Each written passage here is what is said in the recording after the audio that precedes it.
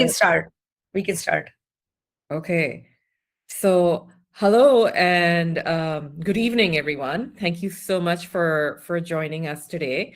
My name is Shanza Khan, and I am the founder and head counselor at Ion Ivy. And today, the discussion is going to be on the joint BS programs. Most South Asians are particularly interested in the shorter pathways.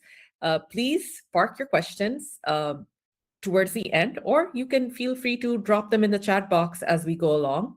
I hope to have a significant amount of time at the end to make sure that all your questions are addressed. We can move on to the next slide, Rima.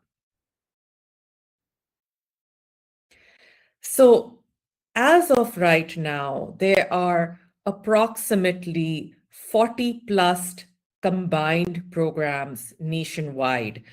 To get a complete directory of the programs that are ongoing, because there are actually a few that get discontinued every year.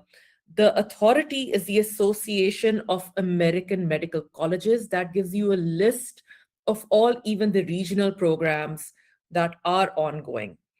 What's often misunderstood is that these programs enroll extremely small cohorts.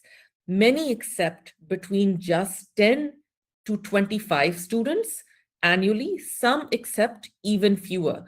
They are not evaluating, can this student do well in college?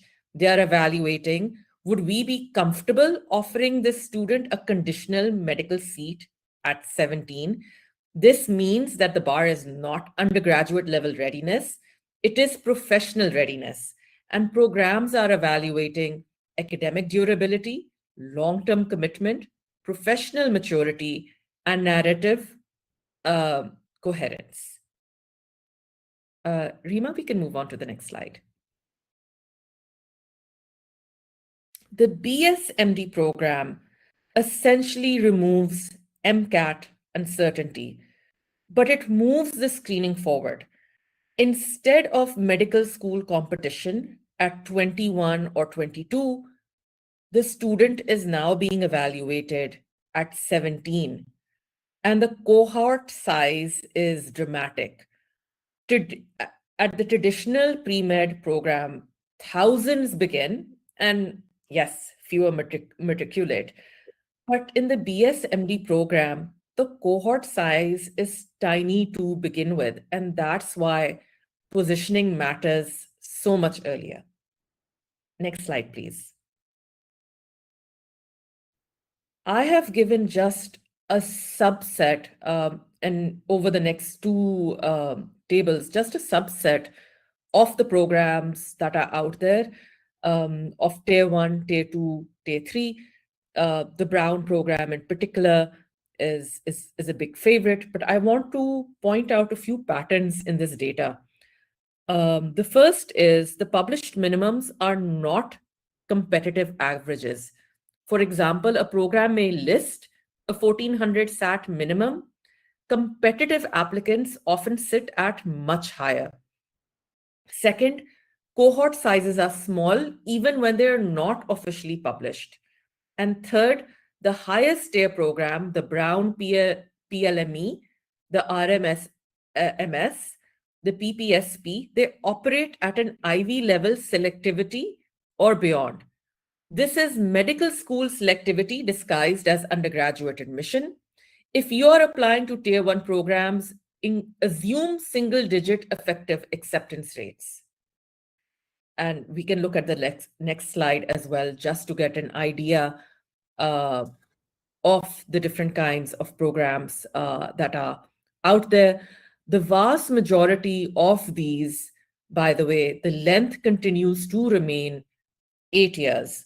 The number of programs where the length is 6 or 7 years is significantly smaller. Next slide, please. So BSMD programs are screening for 3 core dimensions. They are screening for academic risk mitigation. They need confidence that you will survive accelerated coursework. that you have sustained medical commitment, not interest, sustained evidence over the years, as well as maturity. Because once you're admitted, your conditional seat is actually institutional risky for them. They are protecting their medical school. So they are coming at it from that approach. Next slide, please. Please keep in mind, minimum is not competitive. In top tier programs, a 3.9 plus unweighted GPA, a 1450 to 1550 SAT range is on the minimum side. And what's often misunderstood is that academic rigor must align with medical durability. AP Bio and Chem matter. If you're in the IB curriculum, then of course it's going to be higher level biology and higher level chemistry. But intellectual engagement in science matters even more. Committees are looking for students who understand science and not who are just scoring well in it. Next slide, please. Shadowing alone does not differentiate. Hospitals alone do not differentiate. What is going to make you stand apart is longitudinal exposure. Have you seen medicine in complexity?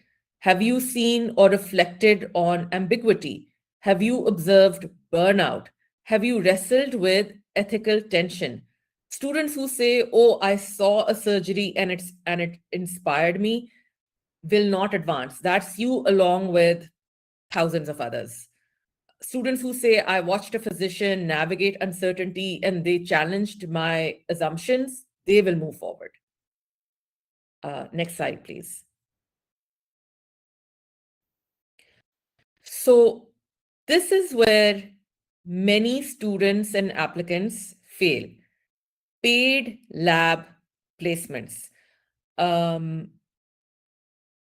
this is tricky because for high school students to land research positions is difficult. There are now a lot of third-party organizations out there where you can pay to land a research opportunity, because otherwise the cold calling route takes hundreds of emails and cold calls to land that position. But frankly, that is the kind of persistence that medical schools are looking for. But the paid lab placements, the paid summer research experiences, the resume research committees will ask in particular, can you explain your methodology? What were your limitations? What were your redesign? If you cannot articulate your science, it becomes decorative. Depth will always beat volume. My own take on this is, frankly, I have a uh, mixed kind of position on this. If you can get the unpaid position through your family or friends network, nothing beats it. But let's also be real in today's world. There is so much going on in a student's life, with you can't let your grades slip. There are other extracurriculars that you have to keep an eye on, that if you have to use a paid third-party organization to get access to that research, that's okay, as long as you're actually paying attention and doing the work in the research so that you're able to answer and articulate these questions about the methodology, the limitations, the conclusions. Next slide, please. So in terms of the 4-year roadmap, this is a developmental roadmap and not a transactional one. Grade 8 to 9 is where exposure begins. Grade 10 translates into depth is beginning.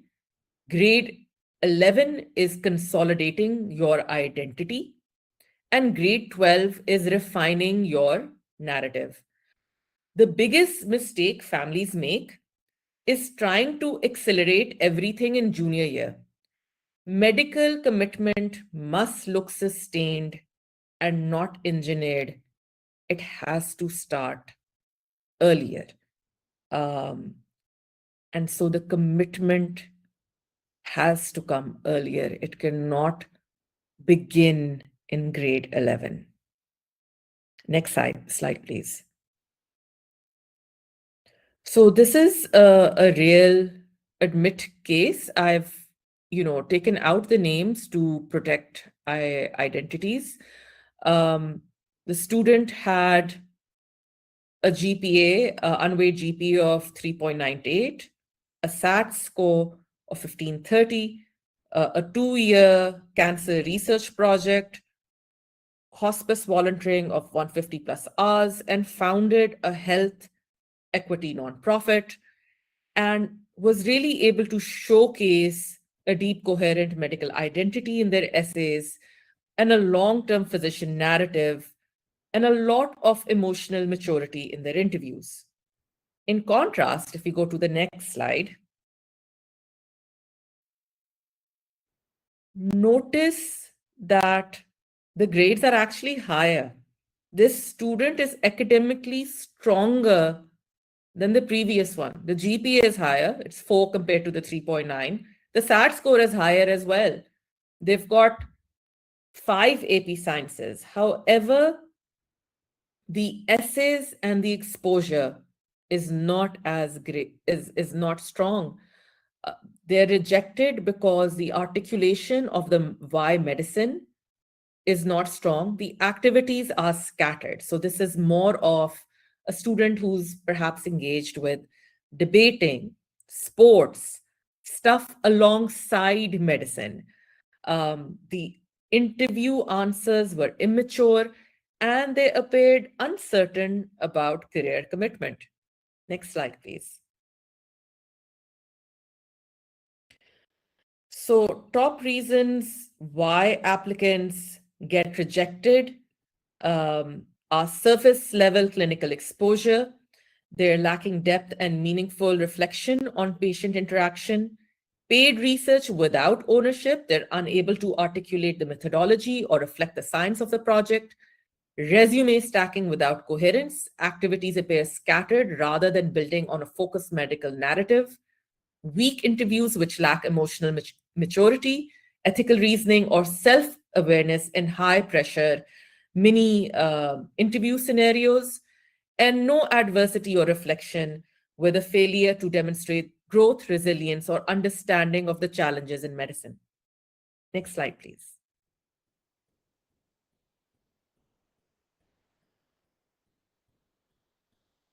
What universities are looking for in essays are specific patient moments, but please stay away from dramatic,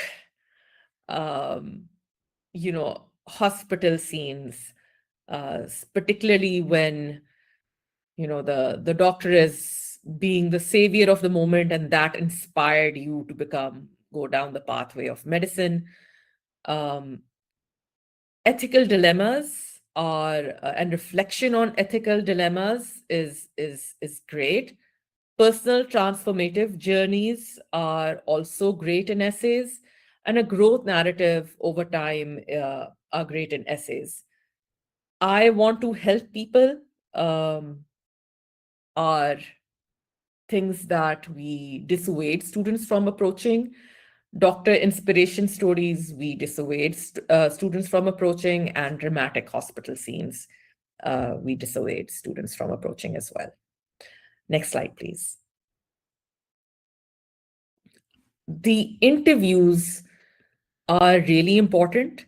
These interviews are very, very different from what you see typical undergraduate interviews to be like. So typical undergraduate interviews focus on are more of a judge on personality and to see and assess why you are a fit for that particular university and why you're applying for that particular major. MMI interviews test structured thinking under pressure, not memorized answers. They are evaluating ethical reasoning, bias awareness, cultural humility, calm decision making. You do not need perfect answers, you need transparent thinking.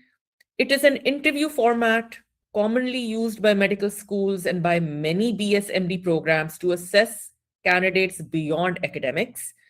Instead of one long traditional interview, applicants rotate through a series of short stations, so typically 6 to 10 minutes each. Um, and each station evaluates a different competency, such as ethical reasoning, communication skills, cultural sensitivity, teamwork, critical thinking, professional judgment, self awareness.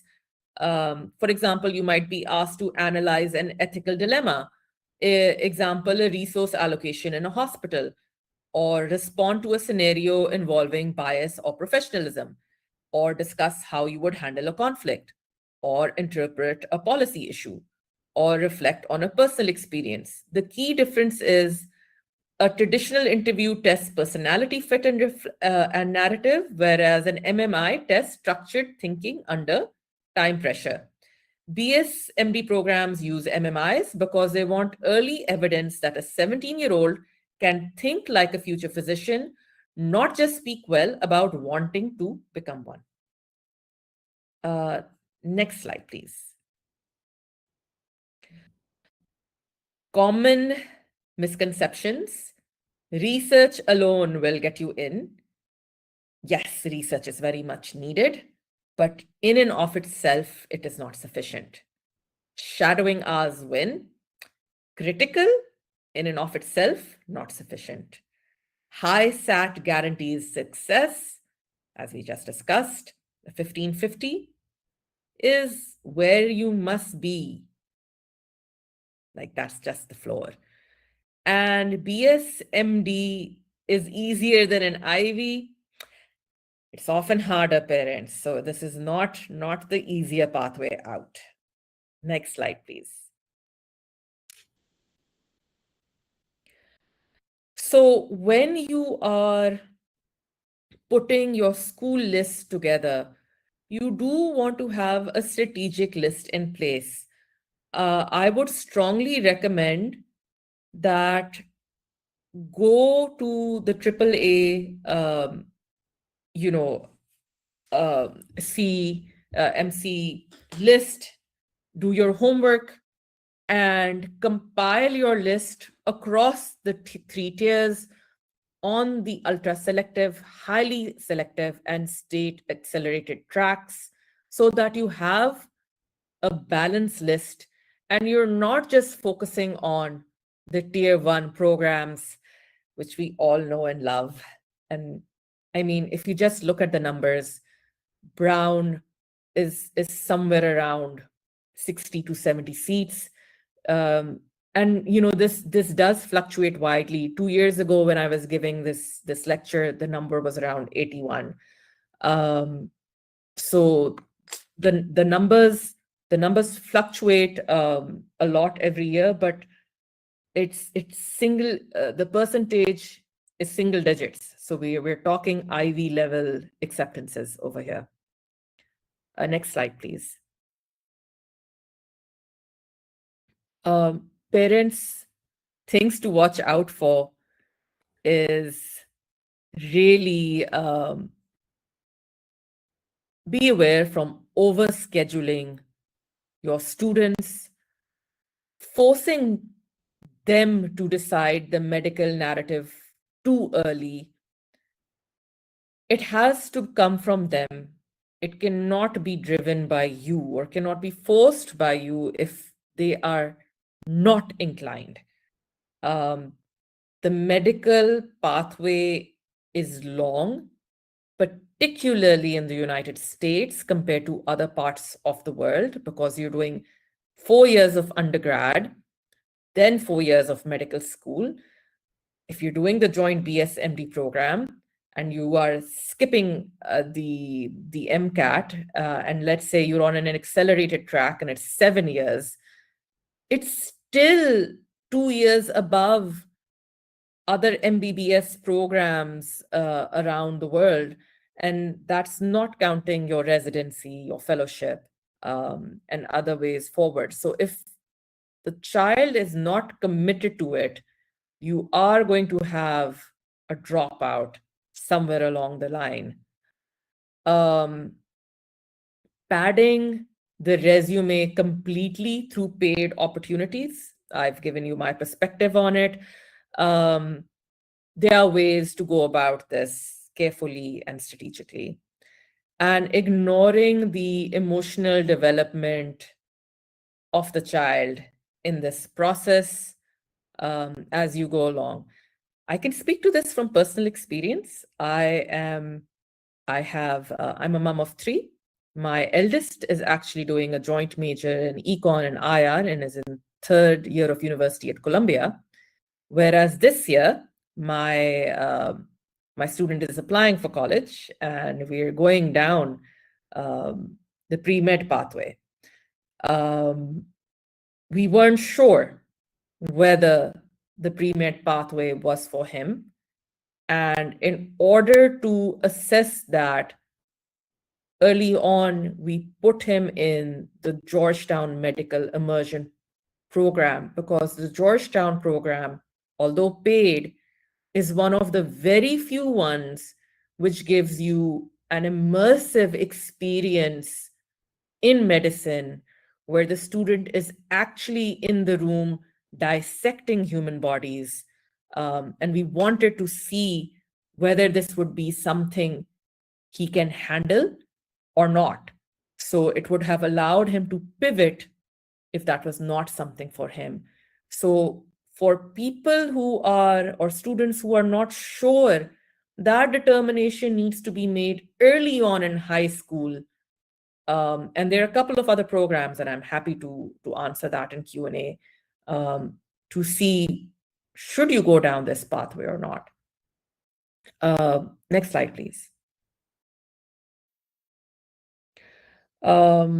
So success is connected with academic durability. You have to make sure you have the requisite medical exposure depth, research credibility, and this is going to be showcased by not just published research work in high school journals, but also through poster competitions, science fairs. ICEF is, a credible and a really well-positioned outlet where the students should consider submitting their work. But in addition to that, even your local science fairs and other competitions are great. In addition to that, there are other clubs and opportunities such as HOSA that the students should consider becoming first a member of, but then should consider becoming part of the leadership team that have their own competitions and research opportunities that they can become a part of as well.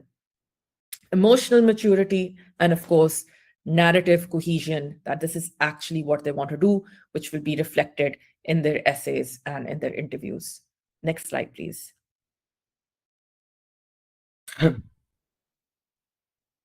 So thank you so much. I hope that this sheds some light on how this process works. I'm now turning to the questions in the chat box. Is this going to be recorded? I believe Rima can answer that. I think it is being recorded. It is recorded. And what is the name of this program again? I'm not quite sure which program was being referred to. Was it HOSA? HOSA? I'm not sure at what point this question was put in. HOSA is actually a high school club for students in the pre-medical pathway, I highly recommend that students who are considering the medical pathway become a member as early on as ninth grade and work their way towards the leadership position. If the student doesn't, if my high school doesn't have HOSA, what should I do instead? If your high school doesn't have a HOSA, you should in fact open up a chapter. That is even better. You can show leadership and initiative. That gives you even more brownie points. So it's frankly not too difficult to open a chapter. My son opened a chapter in another country, so it's even easier opening a chapter within the United States. The program that your son went to determine if he was on the pre-medical pathway. Oh, it was the Georgetown 3-week pre-immersion medical program. Georgetown has many different programs. So, and it has programs of different durations as well. We decided to go for the 3-week medical immersion program because it was the most intensive when it came to medical immersion, and we really wanted to have him to have that experience. There is also another phenomenal program for medicine offered in Florida. I'm blanking out on the name, but I will share it with Rima, and we can share it with the. It's a summer program, and I think it is a youth physician practitioners program, which is also a phenomenal summer program in terms of immersion to figure out whether this is something the student wants to do or not. Because most high school medical programs offer just surface level opportunities in terms of, basic life support training and all of that. If you really want to get immersive, those kinds of programs are usually offered overseas. In America, there are just a handful of opportunities like Georgetown, like this one in Florida, where they have you dissecting cadavers, really working with cutting edge technology to get that exposure. What is the difference between BSMD and MD when it comes to after graduation? Not quite sure what you mean after graduation. The key difference is if you are in the BSMD program, you don't have to worry about the MCAT and applying to medical school after you're done with your bachelor's. Otherwise, you do your bachelor's first, and then depending on your GPA, depending on your MCAT, depending on your entire portfolio in terms of where did you do your research in your undergraduate years, where did you shadow in your undergraduate years, you apply on that basis to medical school. Whereas if you get admission into a BSMD program, you're pretty much set as long as your GPA is above a certain threshold. So you're fine.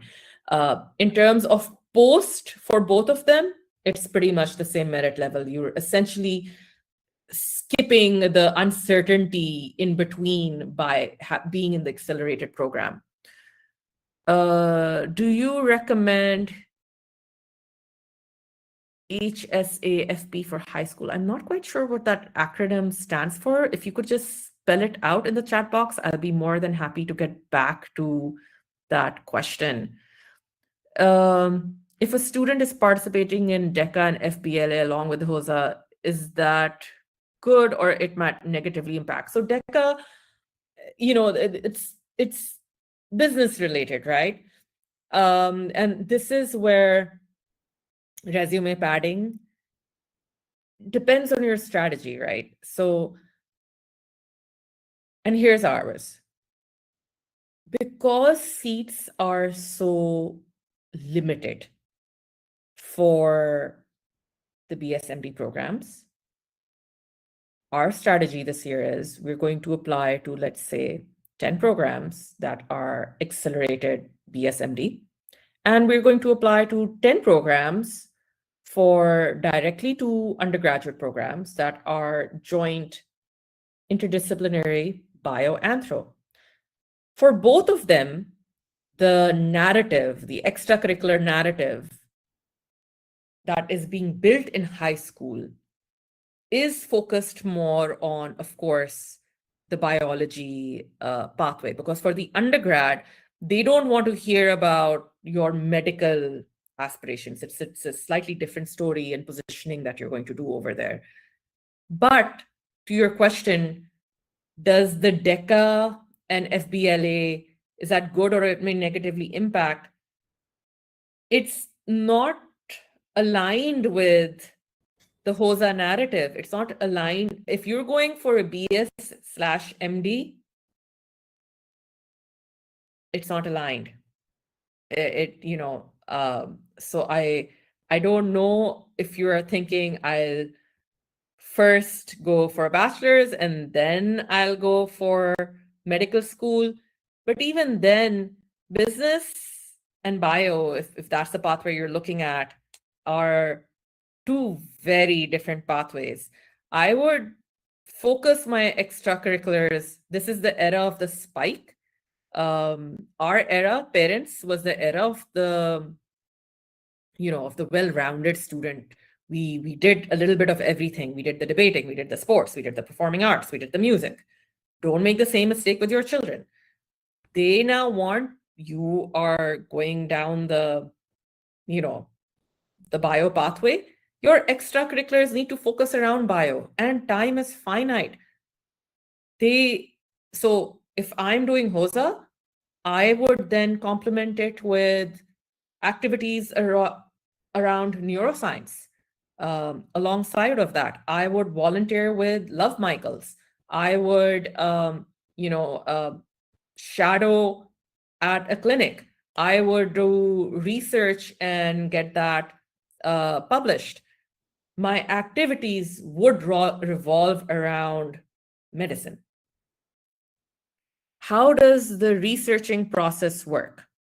So there are multiple organizations out there. If you shoot us an email, we're happy to share a list with you. So for example, there is Lumiere, there is RISE Research, there is International Research Institute of North Carolina under Duke University. These are all organizations where, depending on your research interest, will pair you up with a faculty member who will help you identify what your research question is and then oversee your research process to publication. Now, this third-party organization will have different costs associated with it. If you just want a faculty member to supervise, that's one charge. If you want it also charges to take it towards publication, there's another charge on top of it. As I said, it depends on what you can utilize through your family and friends network versus if you don't have access to that, this may be a way out. The way universities want to see it happen is, oh, I reached out, I cold emailed 100 university professors and said, I'm interested in researching this. This is what your research interest is. And would you allow me to work on it with you? And frankly, out of 100 emails, you will get one response, maybe. We have Gen Z kids. That kind of persistence, it's there, it's rare. So if you have that sort of kid, sure. But if not, you can find, you can go for the third party avenue. And of course, as I said, if you have in your friends and family network a person who's already in academia, who's willing to supervise your kid, that's an avenue as well. Otherwise, there's no harm in going, I think, in the paid research process, as long as your child is paying attention to what is actually going on and benefiting from it. So, it cuts both ways. If a child thinks that they like bio pre-med and they're doing well in science, how to know that the child will stay in this path? What if they start in bio and pre-med and they want to pivot in undergrad? What are the options? That's a difficult one. I think, if you are in the BSMD program and you want to pivot, I don't know if what the contractual obligations are once they're in that particular program, because they've given you a seat in the medical program in the university. I imagine you would have to finish it. I haven't read the fine print in a contract, but it's I don't think that you will be able to pivot out of it. You would have to exit the program altogether, would be my guess. If you're in undergrad in and of itself, and if you're not in the accelerated program, then it's not a problem at all, because number one, you have till the end of your sophomore year to declare your major. Let's say you applied for bio, you got in for bio, you still have to declare your major. So you can go, your advisor will ask you, hey, Arjun, you want to do bio? And you're like, yeah, I'm thinking pre-med. And, a semester down the line, you're like, oh, you know what? I took journalism. Give your parents a heart attack. And I now want to be like a journalist. And you can declare your major to be journalism. So universities do give you that flexibility, and you can be a journalist. So, or you can even do pre-law or anything like that. So there is that flexibility. But if you're in that joint program, then I imagine it would be more difficult to break, because you're taking a seat in the medical university.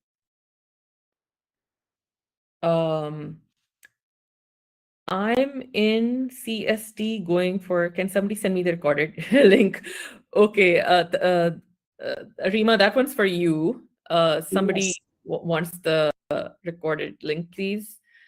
How hard is it to get into a BSMD program, since it seems easier on the child as they go through undergrad? It is hard. I think that's the, thing I started off with. The number of seats is extremely limited. And if you want to give the student a little bit more space, then and a little bit more flexibility and time to reflect if this is the pathway they want to take, then I would suggest letting them go through undergrad.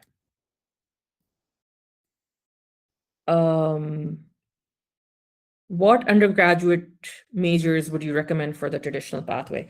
So this is an interesting question, and I have gotten some very unusual responses from my friends who are in the medical faculty. They have told me that it is actually preferred that you don't major in the traditional sciences in undergrad. So aspirants, of course, our assumption is that if you're going for the pre-med pathway, you should do your major, and it makes sense logically that it should be in bio or biochem or neuroscience or psychology, because that complements what you're going to be doing in medical school. But interestingly enough, they are picking non-traditional majors, such as even music. So when you ask me what undergraduate majors would you recommend for the traditional pathway, it's a loaded question. I personally think that it makes it easier for the child to have a major like related to the sciences, because it's helping them in medical school, because they're covering a lot of the curriculum that they are going to be covering in medical school. So it makes learning for them easier. as the American admission system goes, they are now emphasizing or looking at non-traditional majors. As a counselor, what would my advice be? Do a dual major, cover both bases. So look at a double major or an interesting major minor. I think I missed a question between BSMD and BSDO. So the other is one is the medical pathway, and I believe the other is the dental pathway. So that's the only difference that I believe you're asking. Do you have to have the same qualifications, career progressions, and options of specializations after BSMD compared to MD via pre-med? Yep, that is true. High School Alliance of Future Physicians, it's a club that focuses on giving, it provides, yeah, I mean, so this is a great club.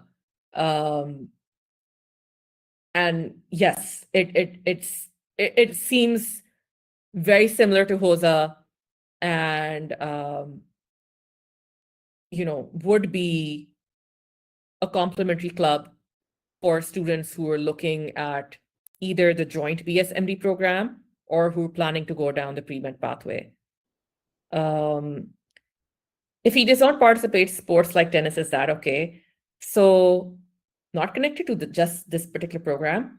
Unless you're going for athletic recruitment and are planning to play sports at the varsity level, sports is what we consider to be a very weak extracurricular activity. So sports is, and please don't get me wrong, particularly in the days of PS5 and Instagram, I'm all for kids getting outdoor fresh air. Phenomenal. But please know that it's not helping your college applications unless you're going for athletic recruitment and you're playing at a certain level. So you have to decide and you have to know at what level is your child playing. And it's very easy to find out. You can simply upload his profile on one of these websites for athletic recruitment, reach out to the coach and say, the child himself can say, this is what depending on the sport, my seat times are and so on. I'd like to have a Zoom meeting. And you can see where they are playing in terms of where they need to be for that university, and the coach will give you feedback.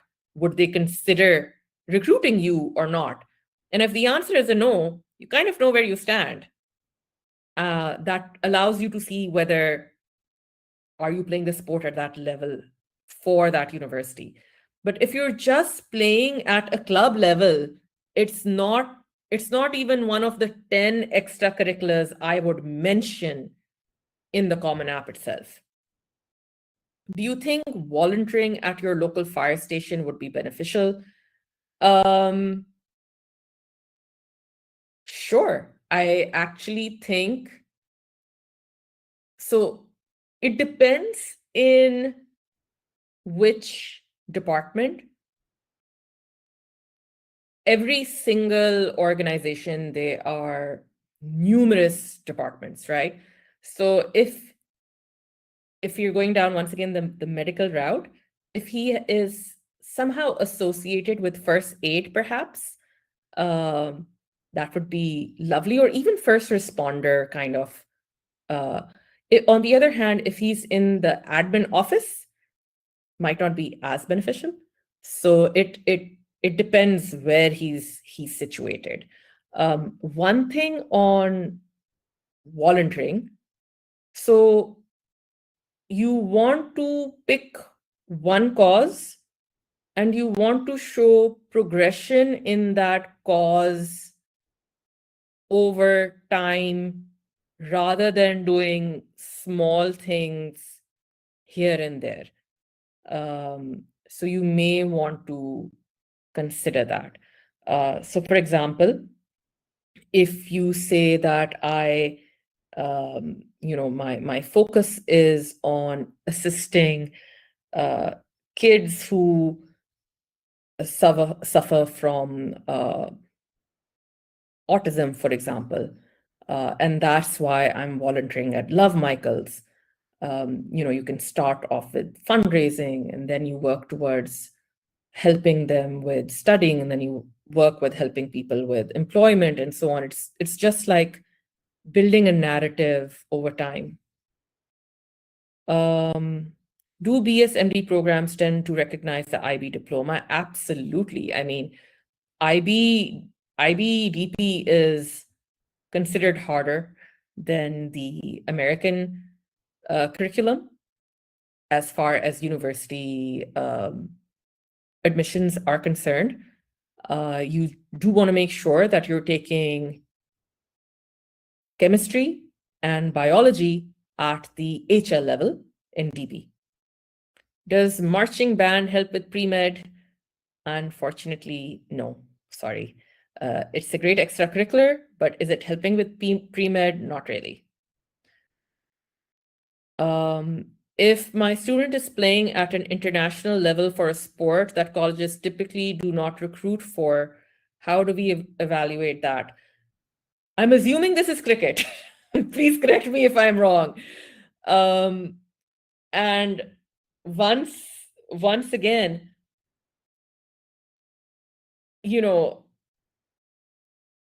if the child is playing a sport that is not going to contribute to the university itself, but I don't know if he's going to be on, if he is an Olympian or he's on an international team for that sport, that's typically a different thing. And whether he will continue once he's at university. For the BSMD program, frankly, I don't think this will make a difference. For an undergraduate application, it can make a difference. Do colleges like IB or AP more? So I have seen data where the acceptance rates for the IB program are greater than other curriculums. That said, the IB is not for everyone because the IB curriculum is significantly more difficult because you have to take subjects, whether you like it or not, that are out of your comfort zone. So you have to think strategically about whether you want to take IB or not. Is volunteering in places which do occupational therapy or speech therapy a good volunteering opportunity? Absolutely. I'm assuming, once again, this is connecting with a BSMD program. So yeah, I mean, I think that makes a lot of sense. And then I would continue, continue that journey over time. My student is playing racquetball internationally. So I think that if for racquetball internationally, if for the purposes of undergraduate admissions, I think this will go down well. For BSMD, no, because they're only looking at it from a medical school perspective. If I link one of my more creative hobbies like art or writing to a non-profit idea related to something medical, is that a good idea?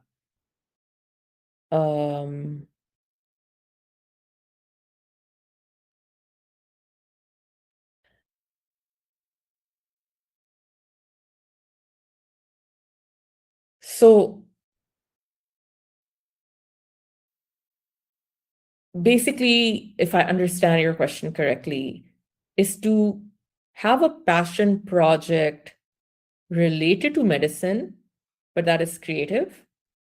If that is correct, then sure, that does sound like a good idea. Is being in orchestra through middle and high school and doing recitals outside through the music teacher positive for college application? Yes, for the traditional undergraduate program, No for BS, MD accelerated programs. So guys, this is where and I think we have a mixture of parents and students in the call today. You have to bifurcate, and the webinar today is focusing on the BS, MD masterclass. This is a very specific track and very specific program. And so the extracurriculars around it are even more aligned. The orchestra is not going to be helping you if this is the program you're applying for. On the other hand, if you are applying for the traditional undergrad and you intend to be playing on the orchestra and you're good enough, and this is something you intend to pursue at university, then yes, it's a good thing, provided you're at that level, and you want to continue doing this.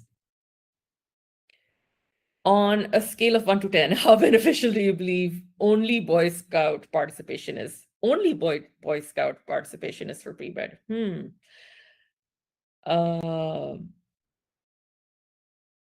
I mean, one, it's like a common activity. I'm not quite sure by what you mean, like only Boy Scout participation. So in and of itself, it's okay. It's not fab. I would rate it lower than the HOSAs and the shadowing and all of that. So I put this at like a 5. I've heard that programs such as Brown, PLME favor students who are also good in humanities and right. Is this true? So the BS MD program for Brown in particular, or any of these programs, the seats they are reserving for you are in their medical school. How you write in your applications is a key component. So craft of your essays is essential. Being good in the humanities is not going to weigh and put things on the other side. Brown has the open-ended curriculum. It is known for the open-ended curriculum. That's how they choose, all their students who are good in the humanities and so on. But students who are going down this particular pathway, as I put in one of my earlier slides, they have to protect their medical seats, because if they are taking, let's say, 70 students per year into this program, they cannot afford to have kids who dropped out. They can't afford to have a creative writer who was an awesome creative writer who after 1 year in the program decided, you know what, I changed my mind, I want to become a writer instead of pursue medicine, and they lose that kid from that seat. So they will emphasize, their first priority is going to be the commitment to medicine for this BS MD accelerated cohort. Of course, they're going to look at your writing abilities. It's Brown after all, but it's not going to overturn or supersede medical, the medical requirements. So Rima, I think we've answered pretty much all the questions in the chat box. Perfect. So I think we should be able to send the recording to people as soon as possible, which is done. And we send you this thing of all the registrants as well. So in case if anybody needs help, I think I'm still sharing screen, right? You can see my screen, correct? I can see your screen. Yeah, so I think that is Shanza's number, Shanza's email ID. Please get in touch with her. And yes, I think we're good to go for now. Lovely. Thank you so much, everyone, for joining. And I hope everyone has a great day. Wonderful. Thank you so much. Bye bye. Bye.